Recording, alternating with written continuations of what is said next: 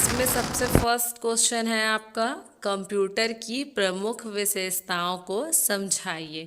सबसे पहला है गति। अब देखो, सबसे पहले जो कंप्यूटर की गति होती है वो बहुत तेज होती है। तो जैसे हम मनुष्य और कंप्यूटर की जो गति की तुलना करेंगे तो क्या होता है, इंसान की मेमोरी से कंप्यूटर की मेमोरी क्या होती है, तेज होती है, ज़्यादा होती है।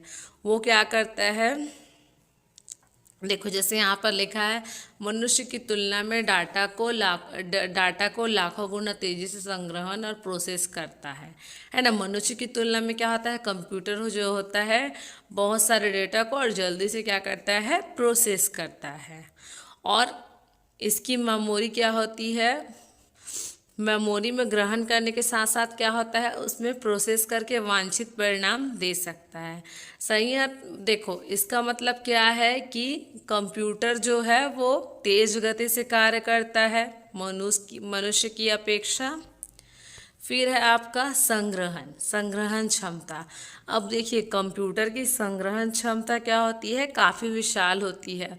वो कम समय में बहुत सारे डेटा को क्या कर सकता है, संग्रहण कर सकता है। और कम भौतिक स्थान में भी क्या कर सकता है, वो अधिक विशाल डेटा को भंडारण करने की क्षमता कंप्यूटर में होती है। फिर है, इसके अलावा क्या होता है, आधुनिक कंप्यूटर में चित्र हो सकते हैं, आपके पिक्चर, आपके सॉन्ग, इसको भी क्या होती है, संग्रहण करने की क्षमता होती है। फिर है शुद्धता। कंप्यूटर में जो शुद्धता का स्तर होता है बहुत ही उच्च है और इसकी प्रत्येक गणना इसी शुद्धता से क्या होती है, दोहराई भी जा सकती है जल्दी से।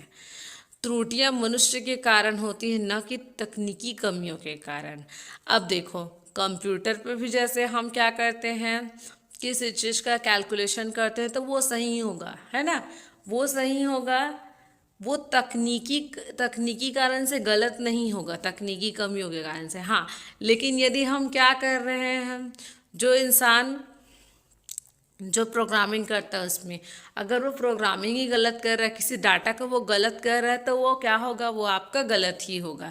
लेकिन कंप्यूटर में अगर आप सही चीज़ डालोगे तो जो आप कैलकुलेट करोगे वो सही रहेगा। तो क्या होता है, जो इसमें त्रुटियां होती हैं वो मनुष्य के कारण होती है, ना कि तकनीकी कमियों के कारण, है ना। क्योंकि देखो यहाँ लिखा है, कारण प्रयोगकर्ता द्वारा गलत प्रोग्राम अथवा गलत डाटा का प्रयोग करना होता है। ठीक है, इनके त्रुटियों का मुख्य कारण क्या होता है। फिर है परिश्रम। अब देखो कंप्यूटर क्या है, थकान और एकाग्रता की समस्या से क्या होता है, मुक्त होता है। क्योंकि क्या होती है, कंप्यूटर में हम 1 करोड़ से भी अधिक की गणनाएं करनी हो तो वह प्रथम और अंतिम गणना एक जैसी शुद्धता सी गति से कर सकता है। मतलब हम कंप्यूटर में क्या है, हम बहुत आसानी से बड़े से बड़ी गणनाएं हम कर सकते हैं। फिर है आपका कंप्यूटर लेखांकन प्रणाली के दोष लिखे। सबसे पहला, स्थापना की उच्च लागत। अब देखो कंप्यूटर हार्डवेयर सॉफ्टवेयर के क्या होते हैं, आधुनिक संस्करण आते जाते हैं और समय समय के साथ हमको अपडेटेड भी होने की आवश्यकता पड़ती है। तो हम क्या करते हैं, इसके लिए हम क्या करते हैं, पुराने जो रहते हैं संस्करण, उसको हार्डवेयर एवं सॉफ्टवेयर के बदले हम नई खरीदने के लिए हमको क्या करना पड़ता है, बहुत सारा एक्सपेंसेस करना पड़ता है। इसलिए क्या होती है, इसके स्थापन की लागत उच्च होती है। फिर है महंगा परीक्षण। अब लेखांकन में कंप्यूटर के उपयोग को सुनिश्चित करने के लिए नए नए हार्डवेयर और सॉफ्टवेयर उपलब्ध हो रहे हैं। इसके लिए प्रशिक्षण की अब देखो क्या होता है कि जो नए नए संस्करण आते हैं, है ना, नए नए अपडेटेड वर्जन आते हैं, इसके लिए हमें क्या पड़ता है, सबसे पहले हमको प्रशिक्षण की आवश्यकता पड़ती है सीखने के लिए। तो हमको क्या करना पड़ता है, सीखने के लिए प्रशिक्षण पे हमको क्या करना पड़ता है, लागत वहन करना पड़ता है कर्मियों को प्रशिक्षित करने के लिए। तो इसका परीक्षण जो होता है वो महंगा होता है। फिर है स्वनिर्णय संभव नहीं। कंप्यूटर मनुष्य की तरह निर्णय नहीं ले सकता है ना। कंप्यूटर जो होता है वो मनुष्य की तरह निर्णय नहीं ले सकता है। कंप्यूटर निर्णय कैसे लेता है, जैसे इसके उपयोग करता है वो उसको जैसे निर्देशित कर रहा है वो वैसे ही क्या करता है, रिजल्ट देता है, उसी तरीके से कार्य करता है। जैसे जो पर्सन उसको क्या करता है, निर्देशित करता है, प्रोग्राम देता है, वो उसी तरीके से काम करेगा। कंप्यूटर स्वयं का दिमाग नहीं लगा सकता है, निर्णय उसका संभव नहीं होता है। फिर है महंगा रख रखाव। कंप्यूटर की क्षमता को बनाए रखने के लिए इसका रख रखाव आवश्यक है, इसकी कार्य क्षमता को बनाए रखने के लिए। अब देखो कंप्यूटर की जो रख रखाव होती है, इसकी क्षमता को बनाए रखने के लिए हमको अच्छे से रखना जरूरी है। साफ स्वच्छ नियंत्रित तापमान की आवश्यकता होती है ना। और इसका रख रखाव महंगा होता है। फिर है कंप्यूटर की कार्य क्षमता के अनुसार वर्गीकरण को समझाइए। सबसे पहला है एनालॉग कंप्यूटर। एनालॉग कंप्यूटर क्या होता है, एक कंप्यूटर है जो कुछ लगातार परिवर्तनशील भौतिक मात्राओं द्वारा संख्याओं का प्रतिनिधित्व करता है, जिनकी विविधताएं क्या होती है, कुछ प्रणाली के गुणों की नकल करती है, वो एनालॉग कंप्यूटर थी। पर्सनल कंप्यूटर, पर्सनल मतलब क्या होता है, हमारा मतलब एक पर्सनल कंप्यूटर, ठीक है। ये क्या होता है, छोटा होता है और कम लागत वाला एक कंप्यूटर होता है। इसके लिए हम क्या वर्ड यूज़ करते हैं, डेस्कटॉप कंप्यूटर है ना का वर्णन के लिए हम करते हैं। फिर है वर्क स्टेशन। नेटवर्क में टर्मिनल या डेस्कटॉप कंप्यूटर पर इस संदर्भ में क्या करते हैं, वर्क स्टेशन केवल सर्वर या सर्वर के विपरीत उपयोगकर्ताओं मशीन के लिए एक सामान्य शब्द होती है, सर्वर वालों के लिए ये, ठीक है, वर्क स्टेशन आपका। फिर है मिनी कंप्यूटर। मिनी कंप्यूटर बहुत ही छोटा नहीं है। देखो क्या लिखा है, एक मिनी कंप्यूटर बहुत छोटा नहीं है। कम से कम जिस तरह से हमें ज़्यादातर मिनी कंप्यूटर के बारे में नहीं सोचते हैं।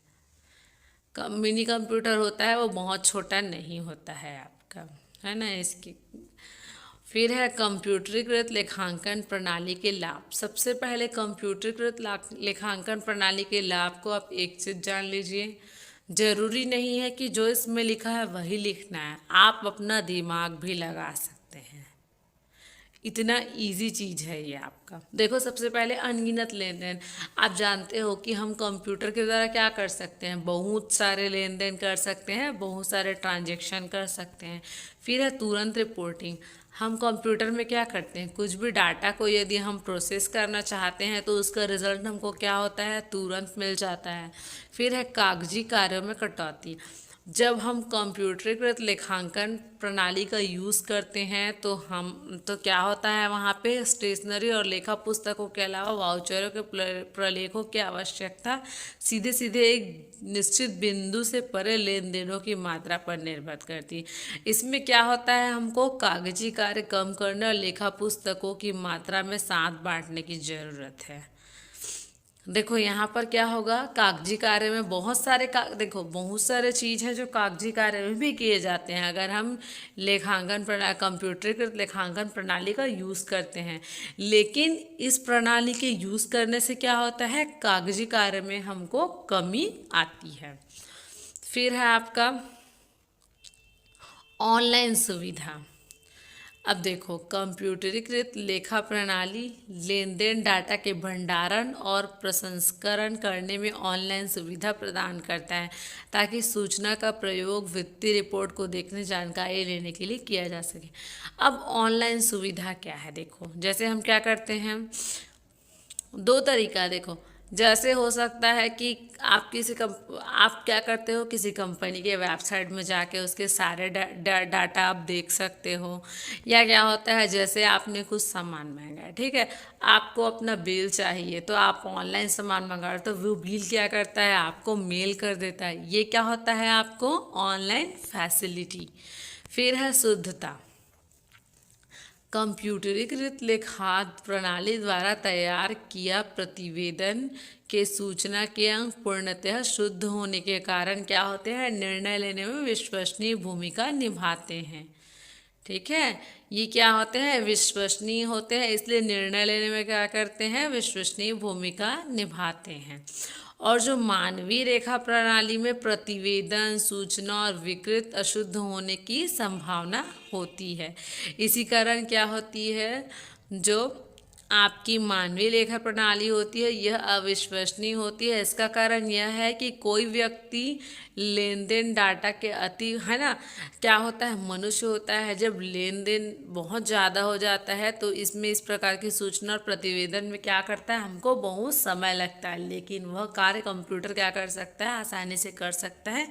इसलिए उसमें क्या होती है, हमको विश्वसनीय भी होता है। फिर है कंप्यूटर लेखा प्रणाली किसे कहते हैं, इसकी क्या उपयोगिताएं हैं। कंप्यूटर लेखा प्रणाली, देखो कंप्यूटर लेखा प्रणाली क्या है, एक ऐसी टेक्नोलॉजी है जिसके द्वारा संपूर्ण लेखांकन गतिविधियों को क्या करते हैं, हम कंप्यूटर के माध्यम से संचालित करते हैं। जैसा कि आप देख रहे हैं आजकल टैक्स, जीएसटी, जो आपको ऑडिट होता है, ये सब क्या होता है, आपका कंप्यूटर के थ्रू होता है। देखिए सबसे पहला लिखा है, लेखांकन का कार्य तीव्र गति एवं सटीकता के साथ किया जा सकता है। अब देखो जो अकाउंटिंग का काम होता है लेखांकन का, वो अच्छे से और जल्दी से कर सकते हैं हम क्या करके, कंप्यूटर लेखा प्रणाली का यूज़ करके, कंप्यूटर अकाउंटिंग सिस्टम का। फिर है बड़े व्यावसायिक संगठन ERP, enterprises resources planning package का हम क्या कर सकते हैं, उपयोग कर सकते हैं। फिर है सभी प्रकार के वित्तीय विवरणों की सॉफ्ट कॉपी हम क्या कर सकते हैं, जितने